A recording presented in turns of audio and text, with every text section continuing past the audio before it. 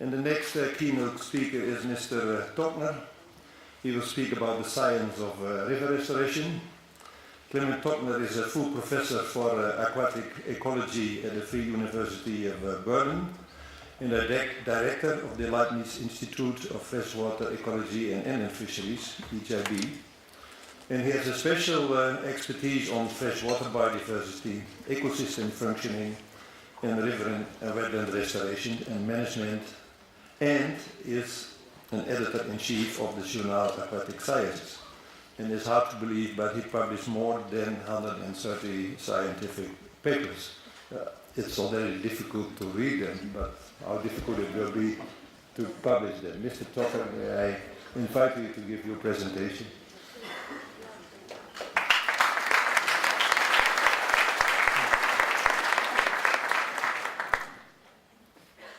Good morning, ladies and gentlemen. First of all, I would like to thank the organizers for this very kind invitation. It's a great honor and a pleasure to be here today. It's clear as well that within 20 minutes you can't talk about the science behind restoration.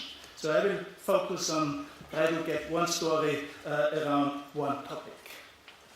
But if you're thinking about freshwaters, rivers, lakes, wetlands, groundwaters, you also have to consider that freshwaters are unique ecosystems.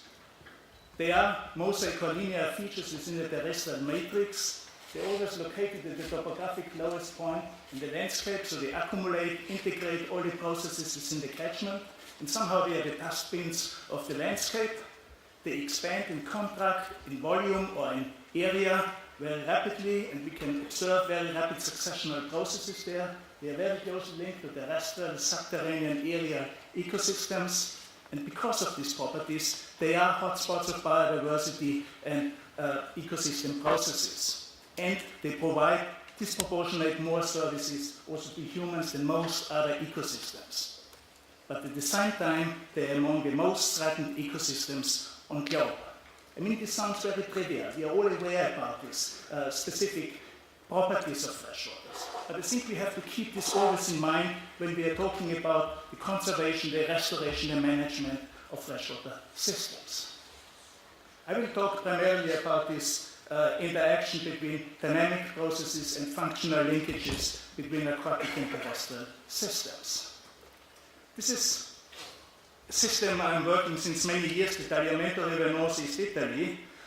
It's a natural or near natural system, just demonstrating this expansion and contraction dynamics. At low level, it's primarily a terrestrial system and the fragmented aquatic one, and with increasing water level, it's becoming more an aquatic one and the fragmented terrestrial system. So in some way, you can't really separate the aquatic and the terrestrial system anymore. And this kind of change from here 30 centimeters to 1.8 meters, this may happen within a few hours. This is one part, this kind of short-term dynamics between an aquatic and the terrestrial state.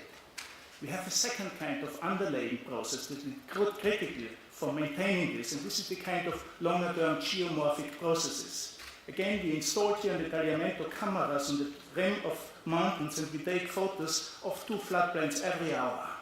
And we are doing this now since a couple of years to follow the dynamic of such a system. Here you see our Japanese colleagues who are also coming over to study on this system there. So this is primarily led by the University of Trento in Italy. And I just give you again a glimpse about the geomorphic dynamics within the 3-year period of such a system. This is, we can rectify, auto-correct these photos then. This is about a 1 square kilometer large floodplain. We start here in May. I give you just a few slides here. You see here there was a maximum vegetation after 4 years without flood. Then the first flood is coming. You have a completely new bifurcation here.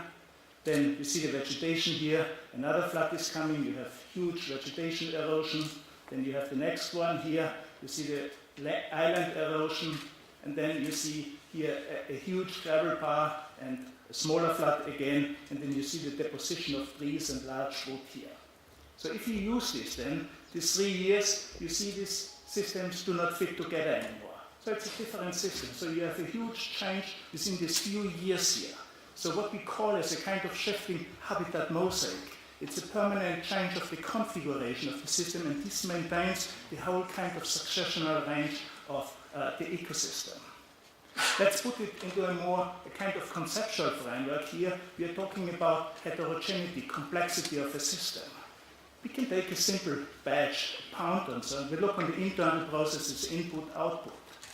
What we are considering more as a mosaic, so you have different kinds of habitat types, but the third is then these mosaics are interacting. So the performance of one habitat type depends very much on the performance of the adjacent one, and it's not just a kind of interactive meta-ecosystem, it's shifting as well, so it's changing in the configuration as well, and it's a three-dimensional as well, because we have the subsurface as well.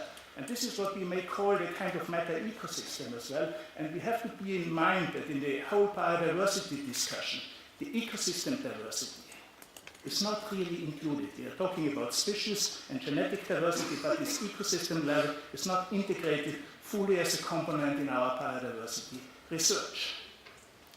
So let's take another example here in this respect. This is on the Tour River in Switzerland.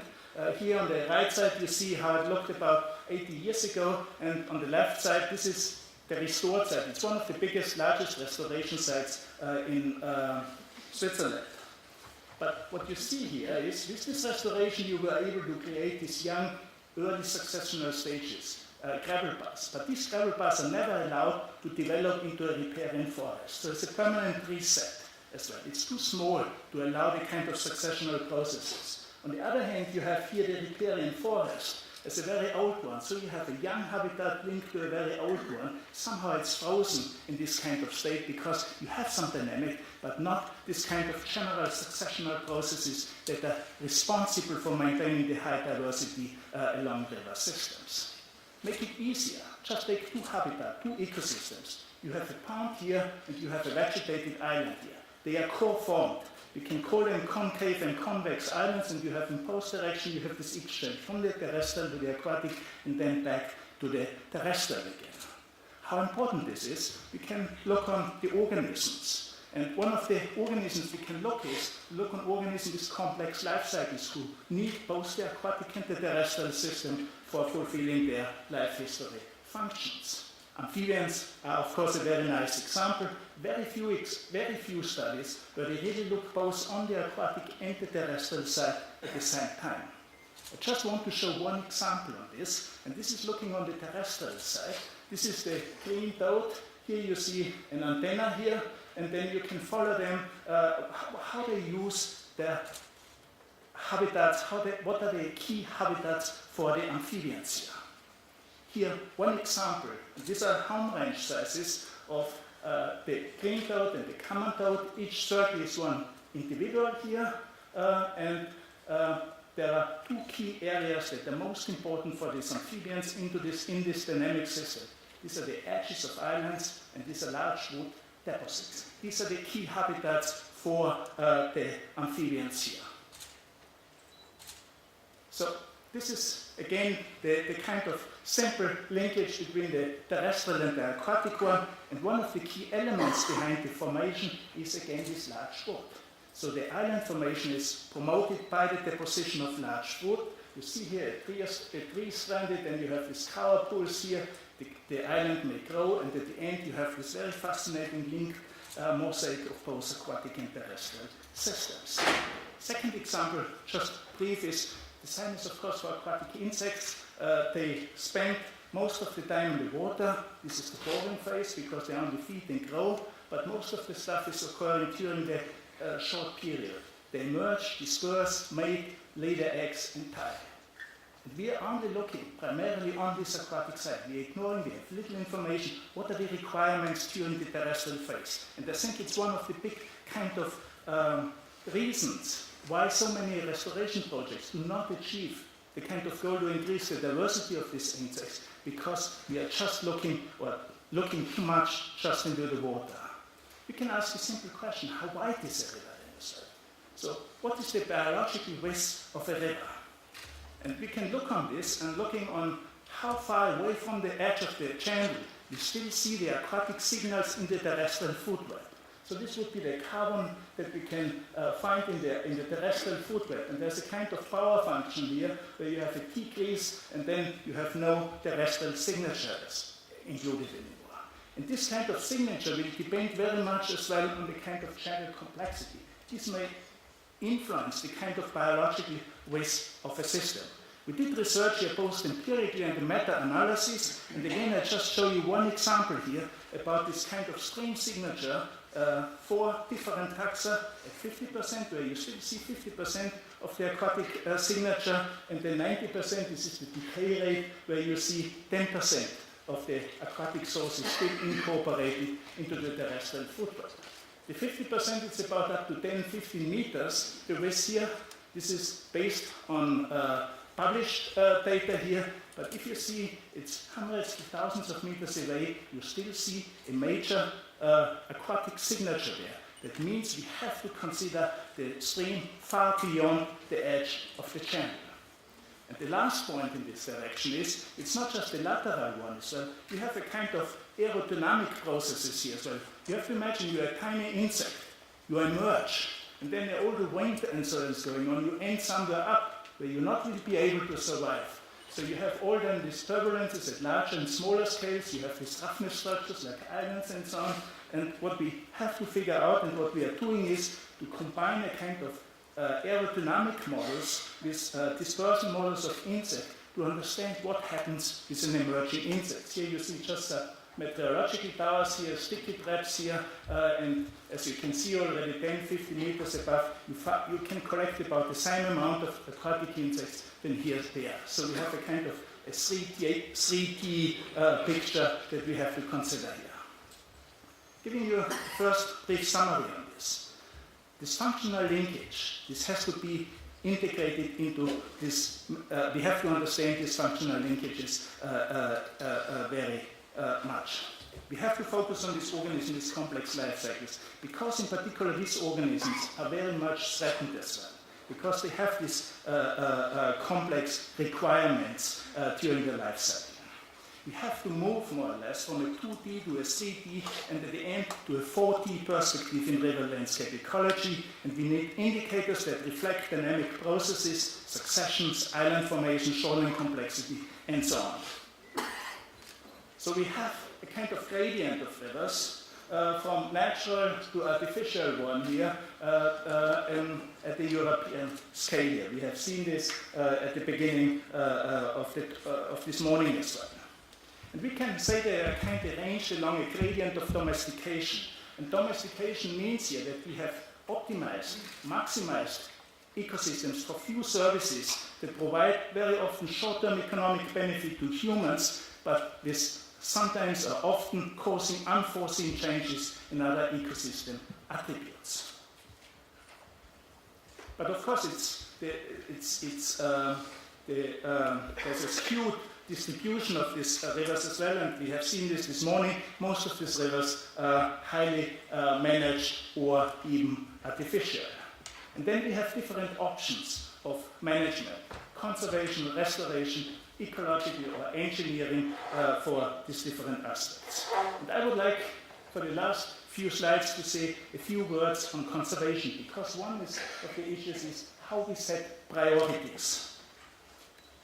One priority is to identify these areas that have the highest biological diversity, which is called the key biodiversity areas. And this is for the aquatic systems, including freshwater fish, mollusks, odonates, and plants. This is in collaboration with IUCN and within the European Union-funded project Biofresh here. So this would be the key freshwater biodiversity areas. At the European scale, you see one of the big hotspots here is the Western Balkan.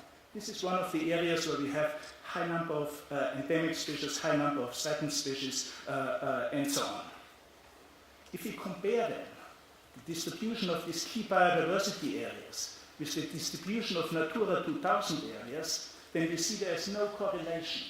So this is the proportion of Natura 2000 area, and this is the conservation importance based on this. So the Natura 2000 areas have been primarily designed for terrestrial systems and probably do not apply for the aquatic systems.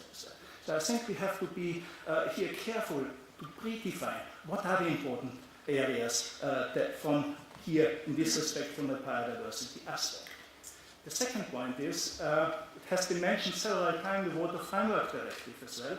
I think there are 2 or 3 issues that we need to strengthen the Water Framework Directive, because in respect to if there is competition with other codes of other directives, we see it's quite weak. We just heard before about this hydropower issue. We see a huge kind of development of small hydropower plants all over Europe as well, which is not and it's affecting the most natural or free-flowing sections here, and moreover, it doesn't contribute a lot to the energy security, but it requires a lot of natural resources in respect to free-flowing sections as well. And this is the second point, is that we have to prevent deterioration must be the much higher and more important principle than to improve from a good to a good or high ecological state there. And this is this kind of hydropower dilemma which we are in, and this is a global issue as well. And this is just showing a compilation from more than 300 sources about large or medium-sized hydropower plants that are under construction and planned. So there are more than 2,000 hydropower plants, more or less, here, and they are more or less filling up now the gaps that are left at the global scale. These are some of the hotspots of this global hydropower development. And one of these major hotspots here is again in the Western Balkan area. The last point in respect to prioritization I want to make here is as an example from the Odra River here, where you see the natural formation of islands and successional stages as well. So we have to identify somehow areas where no maintenance work is required as well. This would be a very high priority, in particular large rivers as well. And so if you do not maintain this, you can stimulate this kind of natural processes. And one of my own experiences here was in this respect, and this is in the Alluvial Sound National Park just east of here. When they designed it as a national park, it was not allowed anymore to remove large wood. This not removal of large wood created this fascinating complexity that you can see there as well. So this is again no maintenance work as a priority, as one of the priority in respect to restoration. Coming to the last slide here, the kind of priorities to identify these key biodiversity areas and to re-evaluate to some extent the Natura 2000 network by including the freshwater components. Strengthen the Water Framework Directive. This is extremely important in respect to defining synergies as well among these different goals of different directives. Third one is identify areas where no maintenance work is required and maybe to assist restoration in these areas. With this, I would like to thank you very much for your attention.